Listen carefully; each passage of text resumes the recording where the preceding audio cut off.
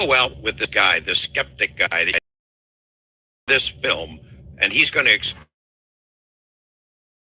something really dramatic that is recreated in this film.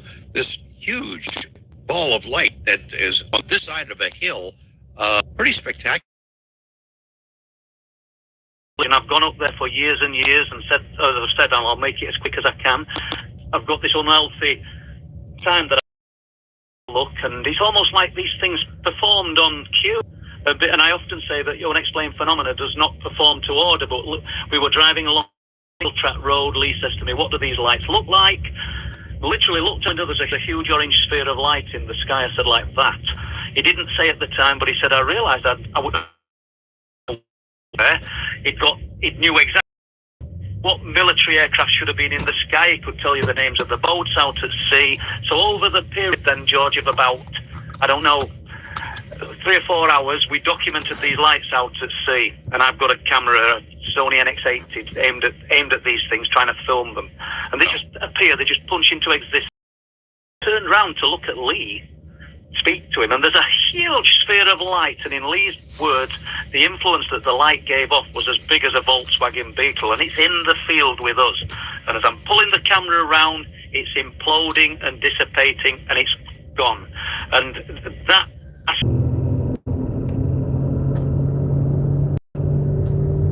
Phones. Let's go to the phones. Caleb is in Chicago. Caleb, good morning. Welcome to Coast. Hey, how are you doing, Richard? Thank you for taking my call. My pleasure. I appreciate the way you host the show also. I like your engaged, good questions. Anyway, thank you. I was asking like the main reason that he gets and his friend don't talk anymore. I mean, you all went through like a traumatic event together. I think there'd be a little room for some leniency in that regard, and maybe insurance to fix the car and everything. Can you maybe go into a little more detail about the falling out with that? Great question. Peter, what happened to Tim? Well, the last time we saw each other was on the steps of this cooperative I was living in when we exchanged skis and gear. And he said to me that his dad was so angry that his dad advised him to step aside from me. I understood. We shook hands and we parted as men who had experienced survival together. I trusted him with my life, and he trusted me with his, and that is never going away. But he had family dynamics, and I left for the next 12 weeks. Within a week, I was gone on a national theater tour. And by the end of that semester, he went back home, and I went back home, and I never saw him again. And back before we all had mobile phones and carried all our contacts, I had this little tiny book, 2 inches by 3 inches, in which I wrote everybody's name and their phone number, but I never wrote down his last name. I still have the book. And I tried to find him. I wrote a Dear Tim letter in my book. My publisher said, "Let's not waste that page, Peter. It cost us money, and if Tim reads the book, he's going to know it's you anyway." We tried to find him, but I never saw him again. And I'm still hoping that he finds the book and reads it. And I actually wanted to find him to hear what he had to say about that night. We spent money to try to help me, but there was we couldn't. University, Park Service over there in Canada, we had no leads. Jeremy is in North Dakota. Jeremy on the wildcard line. Welcome to Coast. Hello, Richard. I'd like to tell you about my near-death experience. All right. When did this happen? On December 8, 2003, 19 years, 8 months, and 26 days ago, I was driving my Kia Rio up an icy hill. A Ford pickup started to slide down the hill at me. The Ford slid clear across my lane, hit my Kia Rio in my shoulder at about 25 miles an hour. the airbag in the seatbelt in my Kia Rio did not work at all. Immediately, I was in a coma for 2.5 months. While I was in my coma, just before I woke up, I was under the impression that my wife, now ex-wife, and I were walking up this giant mountain pathway that was a cliff. And as we were nearing the top, the mountain started to shake, and a bunch of boulders started falling. I escorted my wife into a crevice on the side of the mountain. Just as I got her inside, I was hit in the head by a falling boulder and knocked off the cliff. And as I was falling to the ground, I heard a voice from the sky that said, "Jeremy, your tasks are not done yet." And just as I thought I was hitting the ground, I woke up in a jolt in my hospital bed in Cancer Royal. 2.5 months you were unconscious. Yep. So what happened when you? I mean, was everything okay with you and your wife afterwards? She went out and had an affair, thinking that the man she married died in the accident. She didn't think you were going to pull through, so she got on with her life, I guess. Yep. I'm sorry. How are you now? I'm slowly getting better. I still have a little problem with my walking balance, but I have a impression that I'm supposed to live for quite a long time, because when I was in my coma, my doctor's best projections that they gave me and gave my ex-wife at the time was that I had their best projections, I had a truncated lifespan of only 52, and I'd be a human vegetable the rest of my life. And I just turned 48, and I am definitely not a human vegetable. Well, you're out to prove them wrong. Did you have anything you'd like to ask Peter Panagore? Or Peter, would you like to ask Jeremy anything? Yeah. Hey, Jeremy. Do you have any connection to other near-death experiencers, or are you alone? I was going to ask you, is there a way that I can join a club someplace? Yeah, you can contact me, and I can hook you in. The International Association for Near-Death Studies is where I found my peer group. I love my family, but in the years we're a group unto ourselves, and I can help you find it. International Association for Near-Death Studies. You can Google it, or you can reach out to me at peterpanagore.love, and I'll give you a hand, Gary.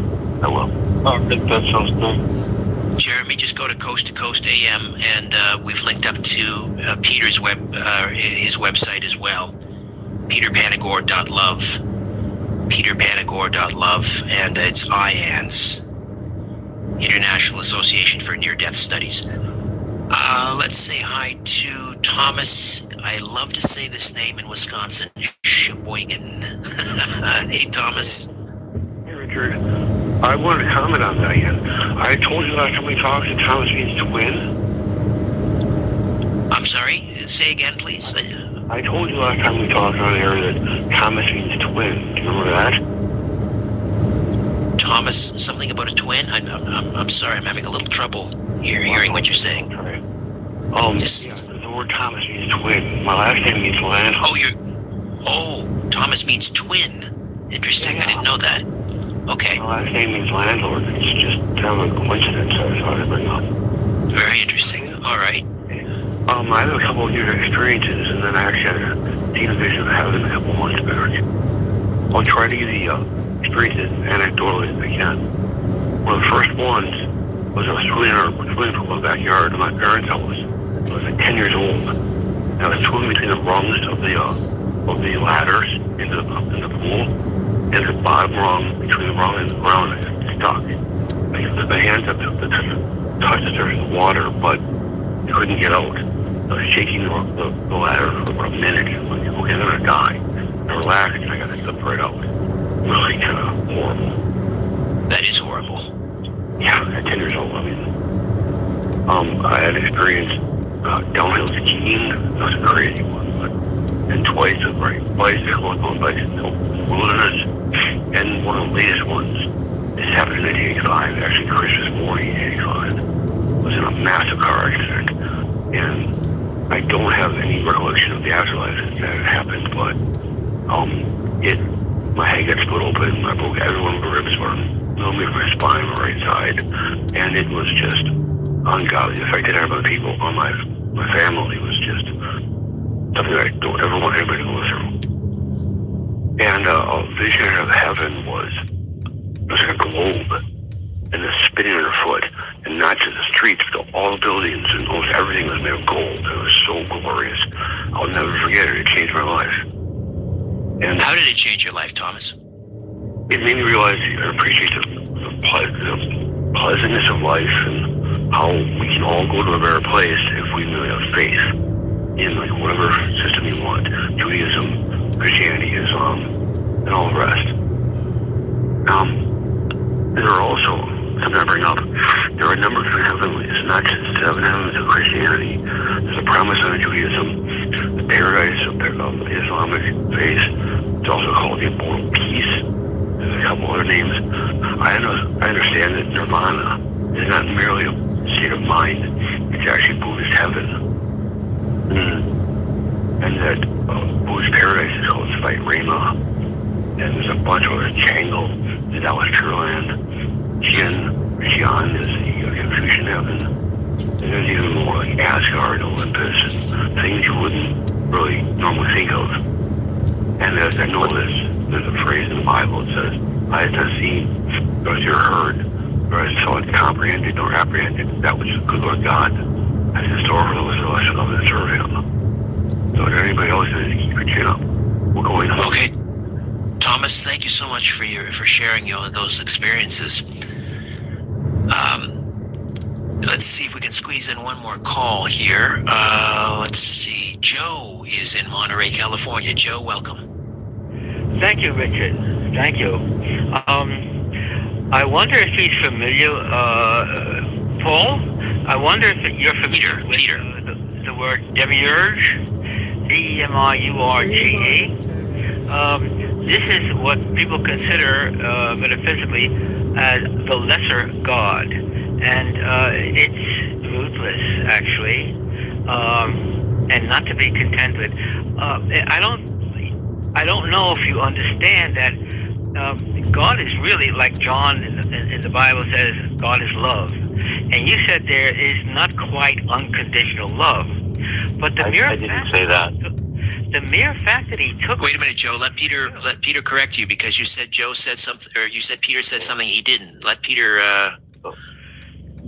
In my Go ahead, conversation with Richard, I said at that stage of my experience, it wasn't quite unconditional. But I didn't tell you my whole story. It is unconditional love that I can't comprehend. The breadth and the length of not our universe alone, but universe upon universe love that is woven into all things that are in a way that is so far beyond my comprehension, but reoriented my life right back to being the most beloved of all. And I saw that every human being is the most beloved of all, and that everything is made of love, and that love pervades everyone's heart, and few see it.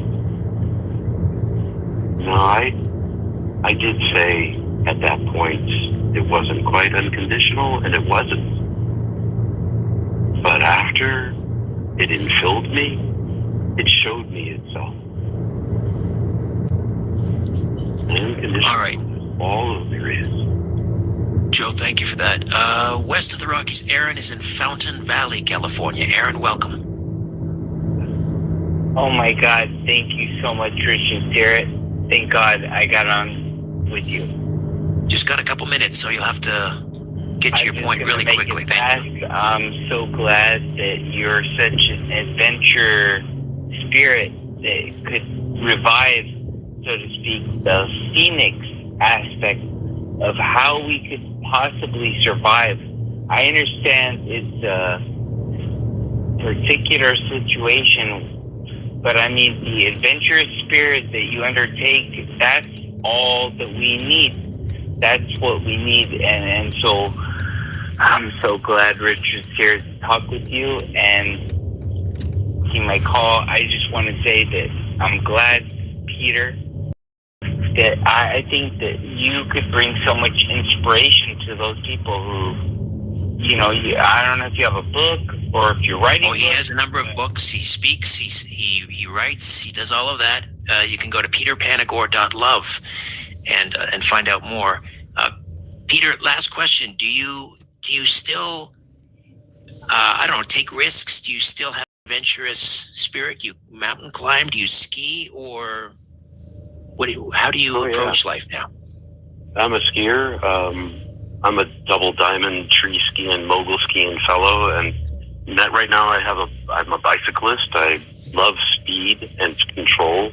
I still have an adventurous spirit. It makes me exhilarated while I live. All right then. Wow, Peter Panagore, and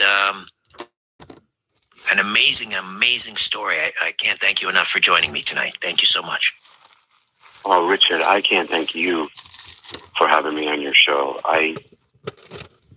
The more people that hear about near-death experience, the more near-death experiencers will speak up. The more they speak, the less we'll all be isolated, and the more this unconditional love